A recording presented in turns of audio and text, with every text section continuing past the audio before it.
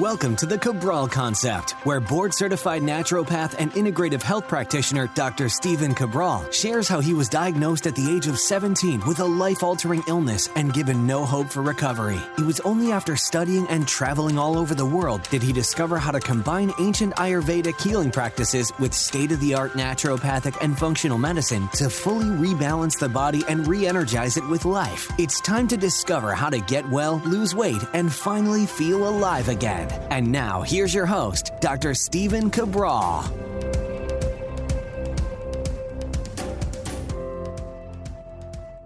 Hey everybody, and welcome back to a brand new week of the Cabral Concept. So happy to have you here with me today on this Mindset and Motivation Monday. I wouldn't start the week anyway else, and I'm excited to share with you a brand new topic.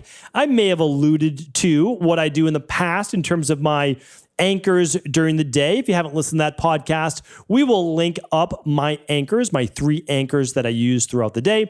All show notes and takeaways will be at stephencabral.com/2208. stephencabral.com/2208. All right, let's get into today's show. And today's show is all about the 5 alarms I set each day and also why I set them. So a lot of people probably think it's strange, no doubt about it, but hopefully by the end of the show, I will have convinced you, I will have at least swayed you, maybe in some way, to create 1 more alarm per day. Because as you know, most people have 1 alarm and that's it. The alarm that they dread the most. That is the AM waking alarm, where they wish, especially during the wintertime, they had maybe another hour or 2 hours to sleep. But alas, when the alarm goes off, you either hit the snooze or, you make that cold walk out of your bed to turn off the alarm.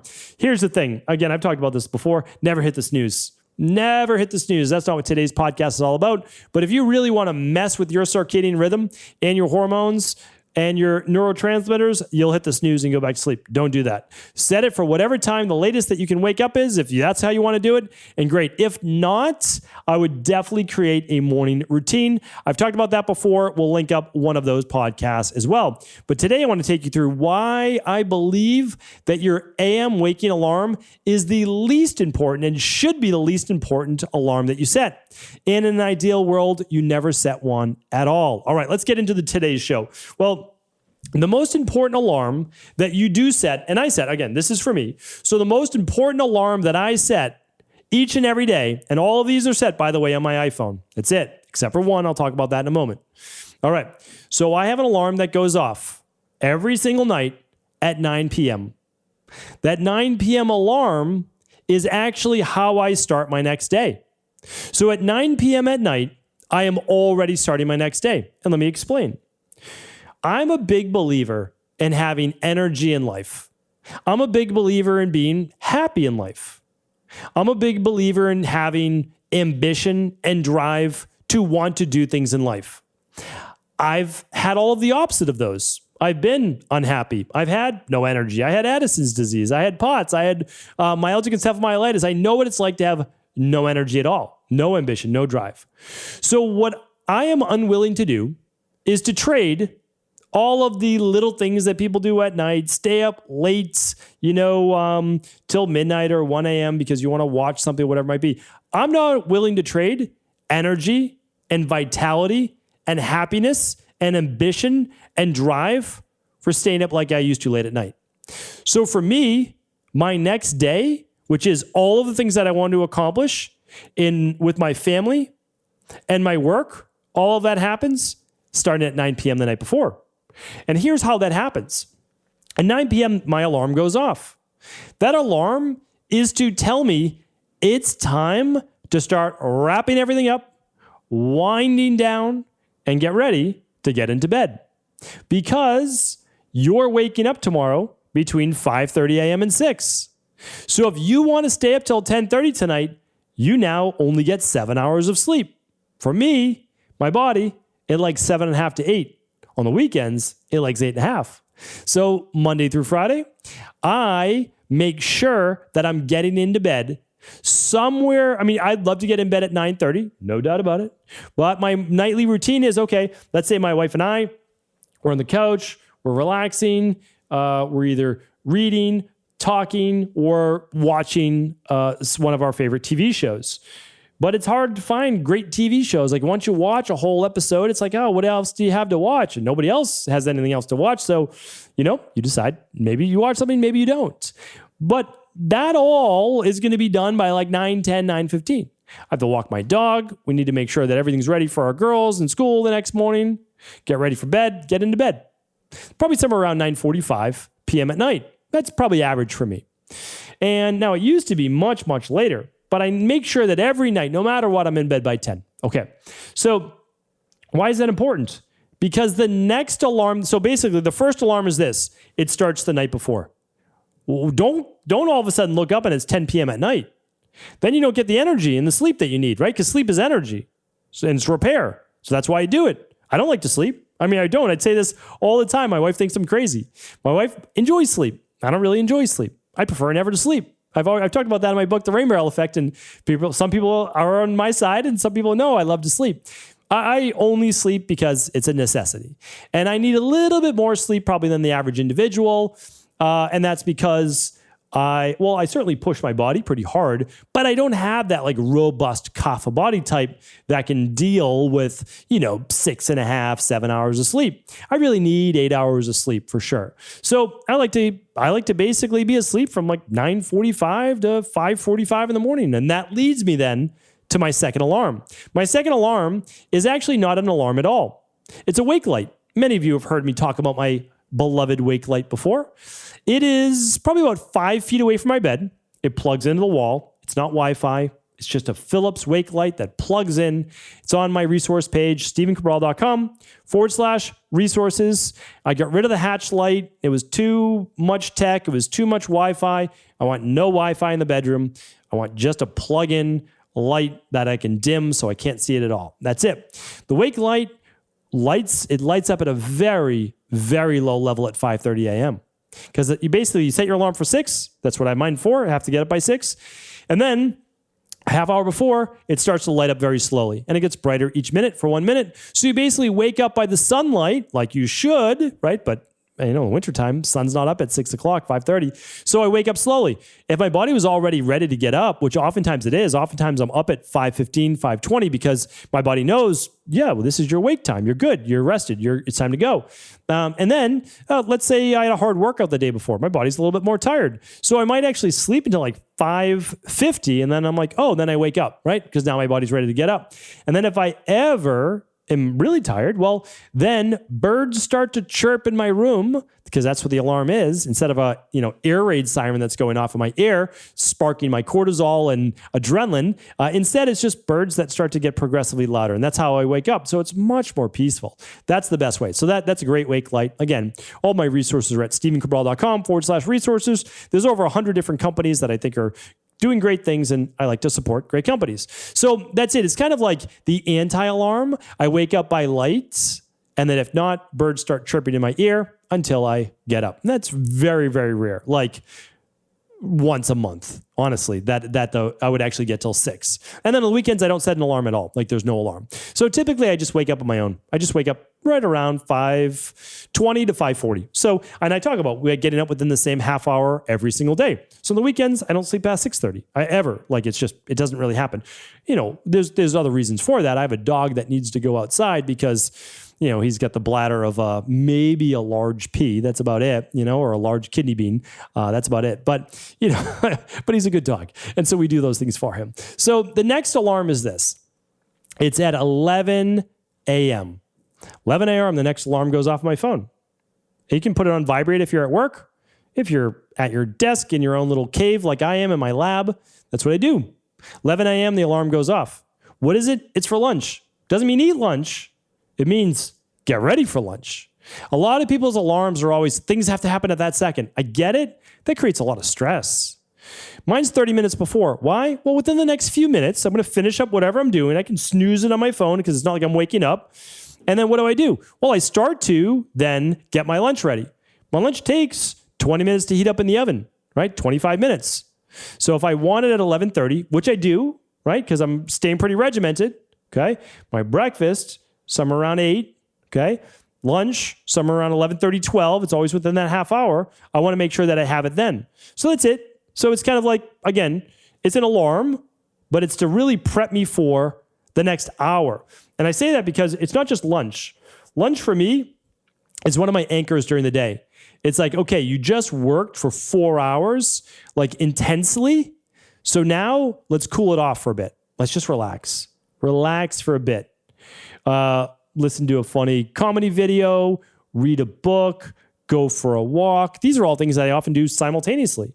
I'll put on a YouTube of a video and I won't watch it. I'll just literally walk and it'll be something funny, or I'll put on binaural beats and I'll just go for a walk. That's probably, well, that's a lot of the time. It really is. And then I would say once a week, and that's probably all it is once a week I go out for lunch. And that's probably like an acai bowl or something like that. And so that's once a week. Then I would get that walk in. Again, I get my walks in at lunch, but I typically no longer walk to a food place. And that's because of the pandemic. The pandemic has really changed my lunch routine. I used to always go out for lunch, and I would always go to in Boston, there's Life Alive, there's Dig In, there's Sweet Greens, there's Whole Foods. I've got lots of great options for a nice plant-based lunch. So, but now I just make my own lunch. That's it. And so I keep it pretty simple, or I'll go out maybe once a week, and that's part of my walk. And then, of course, I have my reading or I have research. And I've been doing mainly research. Again, I'm still reading a book to 2 books a week minimum, but it's a lot less than I used to. And most of it is because there's not a lot that's interesting in me as much anymore. It's really not. So I'm just doing a ton of research. And the last year has really consumed me in terms of longevity research. And so that's when I would do a lot of my research on sirtuins and DNA and RNA fragments and mitochondrial health and mTOR, all these different things that I enjoy reading about and researching. And also, what did Ayurveda say about these things? Not calling it mitochondria, but what do they talk about in helping to rejuvenate the body, the rasanas it was often called, and looking at things like Chayawan Prash and what would Chayawan Prash would possibly help with the rejuvenation. Okay, let's start to go deeper. And so I use that as my thinking time and fun time. And then, okay, 12:30, right back at it, back to work. And my next alarm then is going to go off at 3:30 p.m. Why is it going to go off at 3:30? 3:30 p.m. Right around 3:30 to 4, I have the end of my meetings for the day. So my meetings are ending between 3:30 and 4. So that alarm will get snoozed if needed until the end of those meetings. And then what it does is it enables me to say, okay, we're transitioning now. We just did another hard 4 hours or so of work, 3.5, 4 hours. At 4:30 is your workout, okay? So 4 o'clock by 4, if it's a weight training day, Monday, Wednesday, Friday, I am doing a second smoothie for the day. And if you follow me on Instagram, if I remember, which I try to, but social media is not a second language for me. It's, it's a little bit more challenging, or I should say it is a second language, I guess. Not my primary speak. I don't think to go on there and do that, but I try to because I enjoy it. I do. I enjoy sharing and I enjoy seeing what other people are doing. So Monday, Wednesday, Friday, I'm doing a smoothie. And a second smoothie because I found that my workouts are much better when I'm doing a smoothie. And it's very simple. It's 2 different types of fruit. It's water, sometimes 3 different types of fruit, but the frozen banana is kind of like a stable smoothie base. And I do a half of that. And then I'll typically put in, like, one of my favorites is mango, and I'll put in maybe like some dragon fruit, or I'll put in sometimes blueberries again. Sometimes I'll do strawberries. Sometimes just do different things. And then I put in my daily nutritional support powder, and it's just water. It's very, very simple. And that allows me for something easy to digest. So there's really no fat in that smoothie, if people are wondering. And that's because in another hour and a half, I'll be eating dinner. This is liquid, super easy to digest. It's going to be digested even faster, really, with my workout. And my body's going to use that glucose, which helps me to recover faster for an anaerobic workout. Again, it might not be the right thing for you, but that's just the method behind the madness. And then on Tuesdays and Thursdays, which is my cardio days, and then also sauna sweat days, is an electrolyte drink. And it's just very straightforward. I don't like to recommend electrolyte drinks right out of the gates. I'm typically just doing alkalizing vitamin C. It's not complicated. It's extra vitamin C, and it's better to use well, I don't want to get too into the health, but I wouldn't do it directly before a weight workout. But for cardio, it's no problem at all because there's not a lot of tissue breakdown. I typically just use alkalizing vitamin C in the morning, but I do really enjoy that drink. And that's just an electrolyte drink. It's vitamin C plus calcium, magnesium, and potassium. So very simple, very straightforward. If you're someone that wants the sodium as well, what do? You just add a little Redmond's red salt, and now you've got your sodium chloride. Very, very simple, very straightforward. And you can make it your own. You could squeeze some lime in it, whatever you want to do. Add some daily fruit and vegetable blend.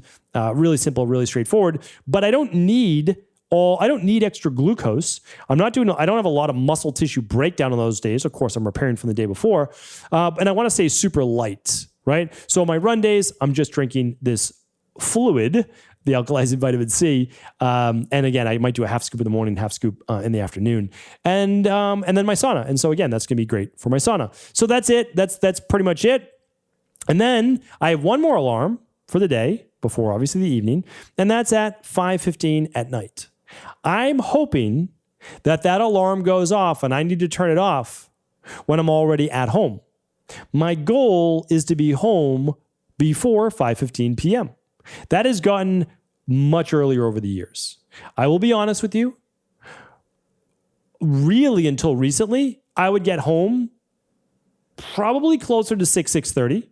And when I was before 2017, 16, I was getting home closer to 7. And then before we had kids, oh man, it'd be closer to 9 o'clock at night, right? So it's different seasons or phases of life. I've talked about that before. And right now, it's just my daughters are 7 and 9 years old. It's extremely important to me to have dinner with them and be home before dinner with them because now they're getting to grades where they have more homework. And so I want to come home and I say, hey, obviously, how was everybody's day?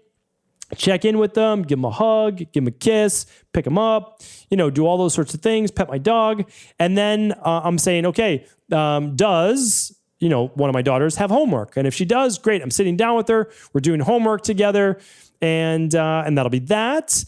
Or I'll help my wife with dinner. She doesn't need my help, but I'll try to do my best to set the table, put out water, whatever we need. My dog needs to get taken out for a walk. I take him out for a walk.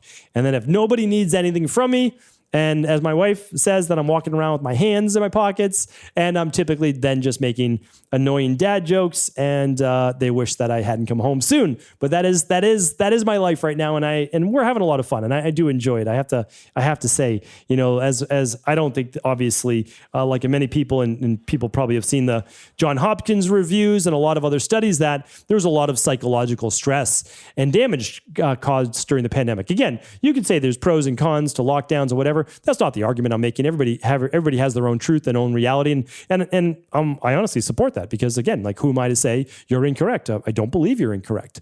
So what I'm saying is though, there are some silver linings, and for me, it was getting home earlier. That's just the bottom line. It was seeing my family more, traveling less, and a lot of people have said that, but it's the truth.